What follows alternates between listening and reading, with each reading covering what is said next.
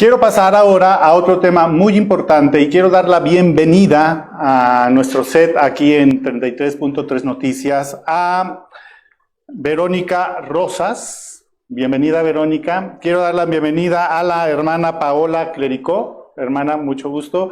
Y por supuesto que también la bienvenida al padre Arturo Carrasco, sacerdote anglicano, vecino incluso de nosotros. Padre, bienvenido. Muchas gracias, buenas noches, saludos. Bueno, pues hoy estamos porque queremos tocar un tema muy importante, pero yo creo que aparte que es un tema importante para muchas familias, es un tema de seguridad incluso en nuestra nación, un tema que a ti te provoca dolor el hablar de ello.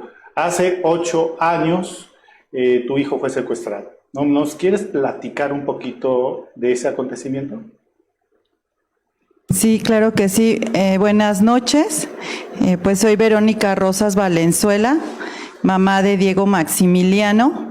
Diego fue secuestrado, desgraciadamente, pues hace 8 años, este lunes 4 de septiembre, fueron 8 años que lo secuestraron. Diego es mi único hijo, estudiante de preparatoria de 2º año, deportista, y bueno, en ese momento pues jamás nos imaginamos que pudiéramos ser nosotros pues un blanco perfecto para la delincuencia organizada, siendo pues que soy una empleada, ¿no?, de una empresa, y pues no tenemos riqueza. Sin embargo, pues desgraciadamente sí vieron a Diego.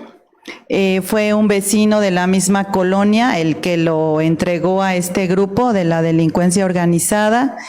Pues en su momento pues sí es algo terrible, impactante, porque pues no te imaginas que lo vas a vivir, y mucho menos con alguien tan cercano, ¿no? Y bueno, en ese momento pues me encontraba perdida por la preocupación, por la angustia, pues por todo lo que implicaba imaginar en manos de quién estaba mi hijo. Entonces pues sí pedimos el acompañamiento de las autoridades. Pues al día de hoy nos damos cuenta que no fueron autoridades competentes, porque gracias a amigos y alguna de mis familiares se pudo juntar una parte del dinero, porque era muchísimo dinero el que me pedían, y juntamos pues algo, ¿no?, para entregarles.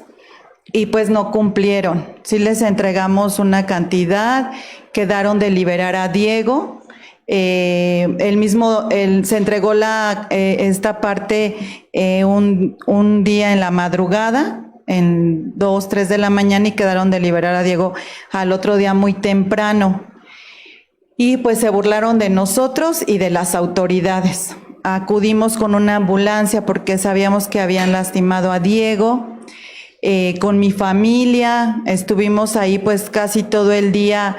En ese punto fue en la gasolinera Qué Chulo es Puebla, que está en la salida a Puebla, en Chalco, y pues fue muy, muy doloroso, porque bueno, nosotros pensamos que al cabo de esas conversaciones que se tuvo con ellos, pues ellos iban a cumplir, ¿no? Y en nosotros lo único que estaba era ya tener a Diego, ya tenerlo con nosotros, y pues no fue así. No sabemos ni quién pudo recoger esa parte del dinero que se entregó, y posteriormente pues las autoridades te dicen que pueden regresar, que los liberan 1 mes, 2 meses después, que los dejan en cerros, que los mandan en taxis. Entonces pues nos tuvieron con esa esperanza, y además por el miedo también que esto implica, por el temor de que si tú haces vas más allá, ellos puedan tener algún arranque y lastimarlos más, privarlos de la vida. Pues sí nos limitamos, y sí hicimos todo lo que las autoridades nos indicaron, y pues ya pasaron 8 años, ¿no? Y después de que diste el rescate, ¿no volviste a tener comunicación con los secuestradores? No hubo ninguna comunicación. Ellos ya no contestaron los teléfonos. Gracias a nuestras investigaciones que nosotros dimos a las autoridades, sí se pudo lograr la detención de 3 personas. Hasta el momento de hoy hay 2 que no hemos logrado una sentencia, y otra persona que está, en ese momento era el vecino, que era menor de edad, pero también no han querido pues decir, desgraciadamente pues no hay una ley que los pueda obligar. Sin embargo, pues nosotros estamos buscando desde la fe una forma diferente de buscarle, y pues sí ha habido algún acercamiento con uno de estos implicados, pero pues han transcurrido 8 años, ¿no? De esta ausencia, de esta angustia de no saber qué pasó, dónde está Diego. Y no nada más es Diego. Desgraciadamente la desaparición va en aumento en nuestro país. Son más de 111,000 familias como la de nosotros, que estamos buscando a un hijo, a una hija, a un hermano, a un papá desaparecido, ¿no? Desgraciadamente en ese momento pues desconocíamos todo este contexto, y al día de hoy pues esto va en aumento. Vero, ¿cómo fue la última vez que viste a tu hijo? Pues lo vi contento, alegre, estudiante. Él iba pues bien en la escuela. Como soy madre soltera, pues siempre teníamos como reglas muy puntuales en cuanto a los horarios para salir, los lugares a donde iba, el teléfono pues siempre prendido. Entonces, pues como salió él a las 5 de la tarde, pues nunca te imaginas que en plena luz del día van a secuestrar a tu hijo, ¿no? Entonces, pues yo confié en ese horario, porque cuando es más tarde, pues sí, lo llevaba, y de hecho, pues está chiquito, tenía 16 años, pues no salía aún mucho, pero por ejemplo, en la mañana que lo llevaba a la prepa, pues lo llevaba hasta que se subiera al transporte público, porque estaba oscuro, ¿no? Entonces, a las 5 de la tarde, pues yo di por hecho que él no corría ningún peligro y que iba a regresar bien a mi casa, pero ya cuando me doy cuenta que no regresa y que ya no contesta el teléfono, sí, ya empecé a tener pues como una intuición de que algo no estaba bien, pero jamás me imaginé que a ese grado, ¿no? Y además, acaba de pasar, decías 4 de septiembre, la fecha, sí, la fecha del secuestro, y también hace unos días me platicabas que había celebrado su cumpleaños, o que había sido la fecha de su cumpleaños. Sí, pues es muy duro vivir esta ausencia forzada, porque pues ya son 8 años que no sé de mi hijo, y desgraciadamente pues se juntan las fechas, ¿no? Hace 8 años pues todavía pudimos celebrarle en familia un cumpleaños, y pues sin imaginarnos que iba a suceder este acontecimiento tan doloroso y que no está mi hijo, ¿no? Entonces sí son fechas que marcan, pero es todos los días, ¿no? Todos los días está esa ausencia, esa angustia por no saber si vive, si lo están maltratando, o sea, es un duelo que está suspendido y una angustia permanente. Decías que habían capturado a 2 o 3 personas. Sí. ¿No han podido lograr que estas personas digan algo? Pues hasta ahorita jurídicamente no, porque todavía varios de ellos se siguen defendiendo, y a pesar, de que ya hay instituciones como la Comisión de Búsqueda, está la Fiscalía especializada en el tema de desaparición, pues no se ha podido lograr nada, ¿no? Y además, como le comentaba, que esto desgraciadamente pues va en aumento cada día. Claro. Padre Arturo, ¿cómo nace el apoyo a esta causa y el apoyo a esta institución? Que ahorita nos puedes dar el nombre, por favor. ¿Cómo nace el apoyo de parte tuya? Sí, gracias, Padre. Así como dices que el Evangelio se hace de televisión, también el Evangelio se hace de servicio. Originalmente yo recientemente ordenado estaba acompañando la causa de los migrantes, y hay una caravana de mujeres centroamericanas, mamás buscadoras, que vienen a buscar a sus hijos desaparecidos en México. Yo conozco a la familia Rosas Valenzuela desde hace ya casi 13 años. Y en esta manifestación pública de mujeres centroamericanas buscando a sus hijos, nos reencontramos. Apenas Diego estaba por cumplir 1 año. Y bueno, hemos retomado muy estrechamente el acompañamiento pastoral. Debo decirte, padre, que las familias en búsqueda enfrentan un tremendo distanciamiento incluso de la familia consanguínea. Hay una criminalización de las víctimas, hay temor y se entiende. Desafortunadamente, si esto pasa con el parentesco consanguíneo, la sociedad en general, los vecinos, los amigos, los compañeros muchas veces dan la espalda. Y yo me hice una pregunta que es la que me tiene desde entonces en este compromiso. A mí, ¿cómo me gustaría, cuál sería mi expectativa de respuesta del clero a donde mis hermanas, que tengo 2 hermanas, si enfrentaran esta situación, qué respuesta deberíamos dar los agentes de pastoral en general? Y bueno, acompañando en principio a Vero, después ella constituye un colectivo, precisamente Uniendo Esperanzas, que hace base en Ecatepec, pero que también acompaña casos de la zona metropolitana, y este colectivo a su vez constituye la red de enlaces nacionales que suma cerca de 200 colectivos a lo largo y ancho del país y que son los promotores de la Brigada Nacional de Búsqueda, que ya lleva 7 ediciones hasta el año pasado. Hemos constituido en esta red de enlaces nacionales algo que llamamos el eje de las iglesias y las espiritualidades. Ahí nos damos cita y encuentro a gentes de diferentes denominaciones, y yo les digo que hemos reservado nuestras sesudas convicciones denominacionales para dar prioridad a la causa. El evangelio se hace televisión, el evangelio se hace dolor, pero también el evangelio se hace testimonio. ¿A cuántas familias están acompañando aproximadamente? Híjole, qué buena pregunta. Oficialmente, el censo de víctimas de desaparición forzada reconoce 111,000, oficialmente hablando, 111,000. sin contar la cifra negra. Hay académicos que consideran que podría ser multiplicada hasta por 4, los más radicales, y los menos radicales dicen que por lo menos se podría multiplicar por 2, cifras oficiales.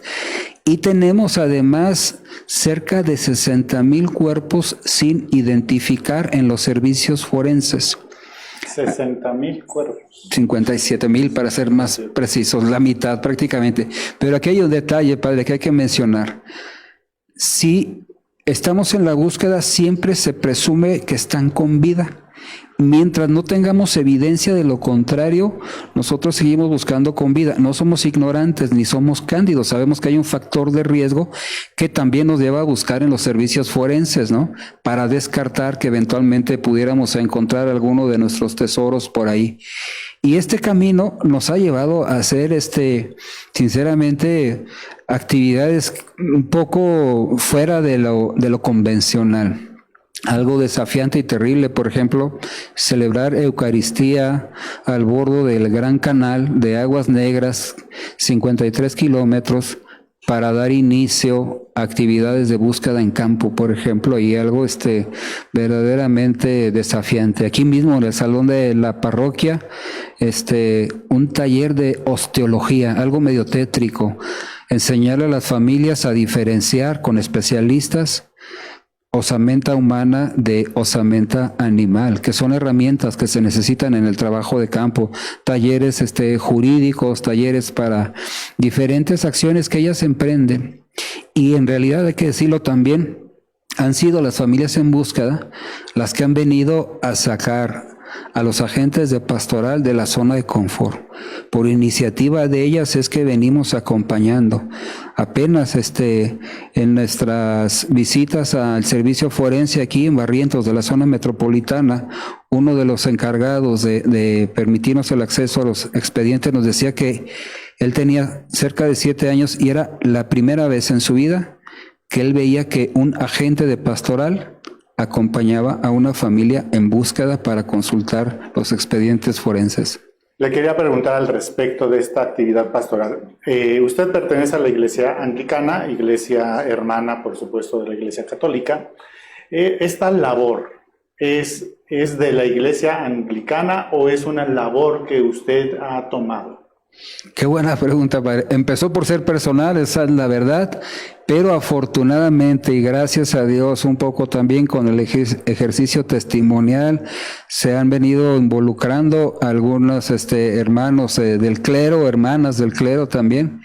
Pero muy interesante, también el episcopado anglicano ha estado respaldando, nos gustaría verlos más en labores de campo, pero bueno, sus actividades apenas les permiten acompañar, facilitar, encauzar algunos recursos materiales humanos.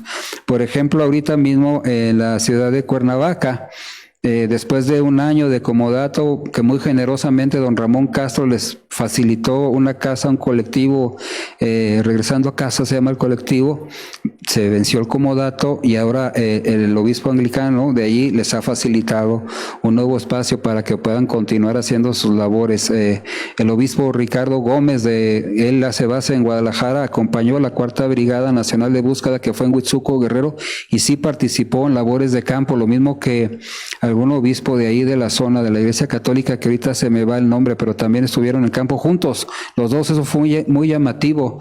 La obispa Salizú, que es la diocesana de aquí del Valle de México, ha estado muy al pendiente, ha facilitado recursos y despensa. No hemos conseguido todavía sacarla de su sacristía, pero en eso estamos.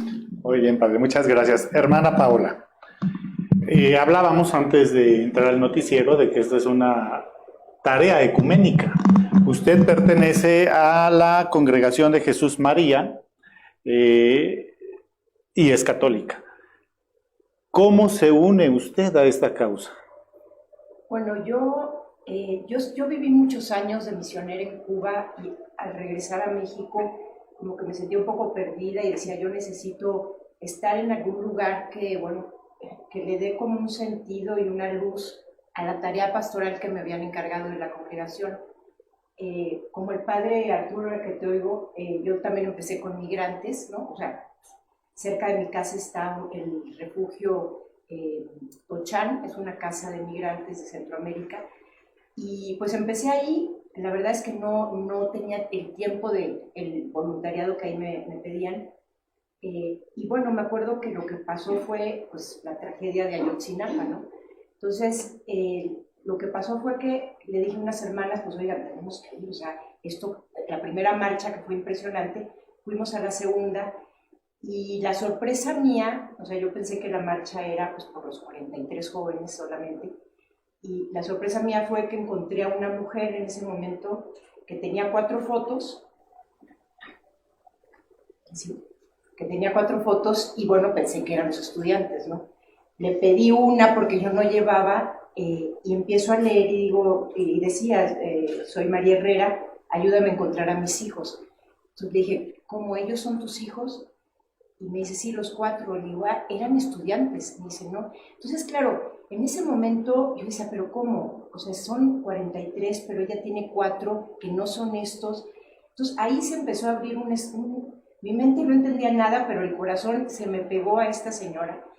Y yo siempre le digo, me pegué como calcomanía. O sea, a partir de ahí, pues empecé muy inquieta, ¿no? Terminó la marcha, nos dimos el contacto. Cada vez que había una marcha me le pegaba, ¿no?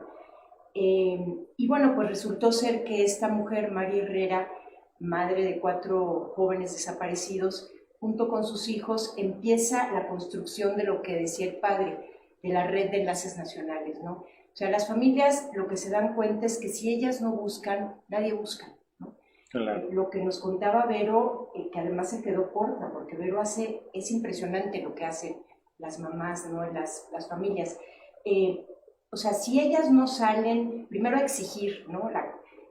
Denuncian una carpeta de investigación, y si ellas no están cada semana, cada 2 semanas, cada mes, insistiendo, ahí no se mueve nada, ¿no? A veces las autoridades les llegan a decir, señora, ¿ahora qué información me trae, no? Como si las mamás fueran las que tuvieran la obligación de investigar. Entonces, lo que empecé a encontrar fue eso, ¿no? Un grupo sobre todo de mujeres, es la verdad, sí hay algunos hombres, pero la mayoría mujeres, mamás, sobre todo, hermanas, abuelitas, ¿no? Entonces, a partir de Doña Mari se me abrió un mundo que yo no conocía, ¿no? Y que Y la verdad es que cuando uno toca este dolor, cuando uno las abraza, cuando uno las ve, pues ya no puedes ver para otro lado, ¿no? O sea, yo a veces digo, si yo exprimiera el Evangelio, me salen ellas, ¿no? Y Jesús a lo mejor escribiría, bienaventurados los que pues están al lado de las personas desaparecidas, con las familias, ¿no? O sea, es una bienaventuranza, ¿no? Para por supuesto. Estamos... Por supuesto, desgraciadamente el tiempo del noticiero es un tiempo corto, pero yo quiero ver si en algún momento tenemos la oportunidad, padre, teniéndolo aquí tan cerca, de poder ir con cámara ahí a donde se reúnen, saber qué hacen, tomar testimonios, para tenerlo, y más entrevistas incluso, porque creo, les digo, ahorita tenemos el tiempo desgraciadamente corto, pero les quiero hacer una pregunta a los tres. La pregunta que les quiero hacer es, ¿cuáles son los logros que han tenido a través de todos estos años? ¿Cuáles son los logros? Pero también, ¿cuáles son los obstáculos a los que se han enfrentado? ¿Y cuáles son los retos que tienen que seguir enfrentando? Logros, obstáculos y retos. Los obstáculos. Bueno, yo como mamá de un joven desaparecido y además pues en el colectivo, ¿no? Y pues que somos miles de familias, pues creo que nos hemos enfrentado primero que nada a muchos obstáculos, a muchos desafíos día a día, ¿no? Tanto como con las instituciones, ¿no? Desde ahí partimos, que son las encargadas de impartir la justicia, la seguridad, pues no se logra, ¿no? Y pues también la sociedad, ¿no? En su gran mayoría, porque no les interesa, ¿no? Mientras no les pase. Hace unos meses estuve en la presentación de la película Ruido, bueno, a una de las presentaciones, y había mucho tráfico porque sí se cerró parte de la glorieta, y yo bajé con mis lonas, con la foto de mi hijo y mi playera como la que ven ahorita, y empecé a recibir muchos insultos, ¿no? De las personas que iban en los autos, y en otras ocasiones sí nos dicen que somos flojas, mitoteras, que nos vayamos a nuestra casa, que nuestros hijos en algo andaban, ¿no? Que las mujeres también, que cómo se visten, o sea, siempre está ese factor social de criminalizar a las personas desaparecidas, ¿no? Ese estigma de que es que les pasó, casi, qué bueno que les pasó, porque en algo andaban, ¿no? Y a nosotras, ¿no? A nosotras por buscar a nuestros hijos, ¿no? Entonces, pues la verdad también nos hemos dado cuenta que también a veces es por el miedo, ¿no? Por el mismo miedo, pues a no querer saber del dolor, ¿no? O sea, no podemos convivir con el dolor, y eso también es muy triste, ¿no? Como sociedad, porque pues Diego es un niño, un joven que empezaba una vida y que se la suspendieron, y de una manera muy, muy cruel y despiadada. Y muchísimas personas más, doctores, madres, niños, o sea, no respetan, ¿no? Cualquiera podemos estar expuestos. Entonces, pues ese es uno de los obstáculos. Pues por parte también de la iglesia, padre, pues lo tengo que decir, también nos hemos encontrado, bueno, más bien no hemos encontrado ese corazón humano, ¿no? Que pues no quieren hablar de la desaparición, no quieren mencionar en las misas de los domingos, cuando es el momento de que se pide por las personas difuntas, etcétera, no quieren nombrar una desaparición, ¿no? Y quieren pedir solamente por la persona, siendo que es una situación bien dolorosa y bien difícil que estamos viviendo. Entonces, pues creo que esos han sido los obstáculos pues más grandes, así a grandes rasgos. Y pues no sé si alguno de ustedes quisiera compartir pues los logros. Yo alguno de los logros pues es precisamente en este momento, ¿no? Que pues está abriendo este espacio para hablar de las desapariciones, ¿no? Y que bueno, hemos llegado a tocar el corazón pues de muchas personas, también de la sociedad, ¿por qué no decirlo? Hay en el colectivo jóvenes que están estudiando y que se acercan a nosotros sin tener un familiar desaparecido, les decimos solidarios, que dice el padre Arturo, se han hermanado no son solidarios, se han hermanado con nuestra lucha, y así en diferentes colectivos pues sí hay esa parte de la sociedad sin tener un familiar desaparecido que nos acompaña y pues que está con nosotros. También pues la iglesia, como mencionaba el padre Arturo, que está el eje de iglesias y espiritualidades, que para nosotros pues es fundamental la fe y la esperanza en nuestro día a día, porque yo creo que si no tuviéramos esa parte de la misericordia de Dios que se hace presente por medio de las personas de fe que nos acompañan, pues yo creo que no podríamos estar de pie viviendo día a día con el dolor, y además que también pues en ocasiones, bueno, casi todos los días acompañamos otros procesos, ¿no? Entonces, desde ahí es donde viene pues toda nuestra fuerza y el amor, ¿no? El amor que está ahí bien vivo para poder encontrar a nuestros hijos y a nuestras hijas. Muy bien.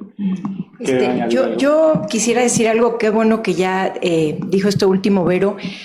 Yo diría que un logro es el de Dios, o sea, porque a mí me impresiona que ellas, ¿no? Las familias, con el dolor que llevan a cuestas, y se les ha revelado una imagen de Dios hermosa, ¿no? O sea, yo cuando las oigo, mi fe crece, ¿no?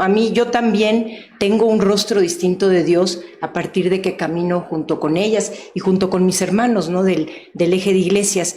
Entonces yo diría, el logro es Dios, que está presente en los lugares más impresionantes, y sin embargo, pues la fe de ellas nos lleva, a mí me lleva su fe, ¿no?